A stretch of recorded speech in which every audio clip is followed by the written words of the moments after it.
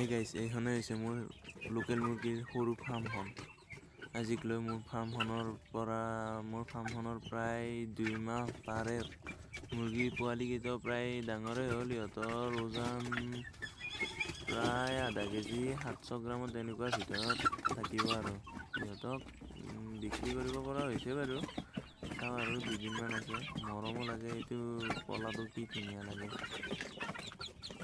এইমাত্ৰ দানা পানী দি উঠিলোঁ, ইহঁতৰ একেবাৰে দৌৰা দৌৰি লাগি আছে।